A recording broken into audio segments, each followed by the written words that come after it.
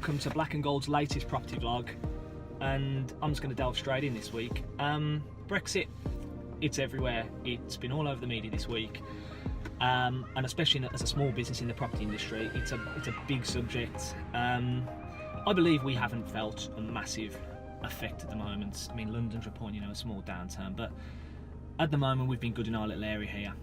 And I'm not going to carry on and bore you about Brexit because it's everywhere and I'm sure you're sick to death of hearing about it. But the reason for this vlog is just about, as a property professional, we have a responsibility to not be reckless with the information we try and pass out. If you've got the ear of the community, you have to be a professional and, be genuine about the information you're putting out. And I'm going to try not to get my back up here. There's been a bit of marketing material put out this week that I think takes us back to the dark age of estate agency, and why I am sometimes reluctant to be forthcoming with telling people I'm an estate agent because of that bad reputation. I'm going to show it you. There is a big agency in the area that is putting out marketing material that basically reads properties other agents failed to sell. And what they do then is they go on and they list 24 of the various properties in our area that was on with other agents, and they name the agents. So that's why I got my backup. Black and Golds, Shakespeare, Danes, Partridge Homes, Leaders, Purple Bricks, Hunters, all big reputable estate agents in our area, and say they couldn't sell, we could. And initially I thought, my first instinct was it's awful marketing.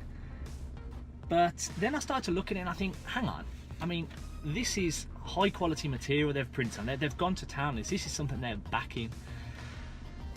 And I'm thinking, what are they saying? Are they saying here that they have a magic pot of people? Because I think the most one-eyed estate agent in the world is not claiming now to say, look, we have a magic pot of buyers. None of the others have. Loyal to us, we're going to sell your house. The days I can't. No, they can't be saying that. But the way they've thrown money at this and putting it through doors of people on the market with me, people on the market with other estate agents, they're obviously trying to say something. Now, if you look at it and you say, okay, how have these properties sold? And it's very, very simple. If you have stock that doesn't move with another estate agent, or with anything, any business to take that matter, you reduce the price. That's standard across any industry if you're selling anything. And you go through, and when I've actually gone through and worked out, there's 10 to 15,000 knocked off these properties a time, and that's par for the course for how you move. And it happens the other way around. I just haven't happened to print it and push it through those doors. That's the reason things are that are selling. But if you're putting marketing material like that, and this agent, let's get it straight, this is embarrassing work. But some of the work they do is fantastic, really, really good. And I love the fact that estate agents have come on so much in the last 3 or 4 years, and I think we've seen some real innovative stuff by other agencies, by ourselves, I believe. And this feels like such a backward step to trying to, without not using too strong a word, just misrepresent a little bit what you're saying. I think it's a dangerous world you're moving into there with telling people that either they have a secret pot of people, or slash your price and you'll sell, because we're getting into dangerous times, especially with Brexit and this scaremongering at the moment. We don't want to get into that. Now, the comeback could be don't overvalue properties initially. But this agency are in at the point of valuation. 9 out of 10 values I'll go to, this agency's in there. So they're part of the initial valuation process. There's no doubt about it. Most agents, if they know what they're doing, are a much of a muchness when you go into a valuation. And so it's not that they're going and giving lower valuations and someone's coming on. It happens the other way around, like I say.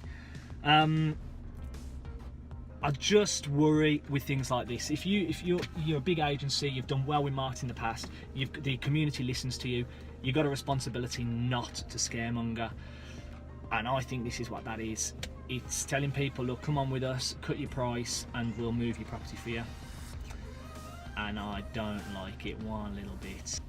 I mean, let's get it straight. I mean, I understand the game. I understand that, you know, that part of a state agency is, you know, trying to move other people's stock into your, you know, your portfolio. I understand. I love that cat and mouse side of the state agency. That's what it's all about, really. At the end of the day, being successful and making sure that, you know, your agency is always bringing on new stock for buyers in the area. But be authentic, be genuine. I think this is a very aggressive move that I think could be damaging, and I think whoever signed it off has made a real mistake there. I think it's a real poor bit of marketing, and for one, I'll take this in with me to values and just say, look, it's a negative on their part. They're not talking about their abilities, they're not talking about their great staff or, you know, their awards. They're just being aggressive towards their competition, and I don't think it's that good. And as a final point, if you are going to use my agency's name in your marketing material, spell it correctly. It's embarrassing. People already think estate agents are thick. Don't give them any more. It's not good. And that's it. Again, sorry I've ranted on, and it's I think I've done pretty well. I'm not getting my back up too bad there, but yeah, that's it from me. Thank you for listening, and I'll welcome any comments that you'd like to make. Bye bye.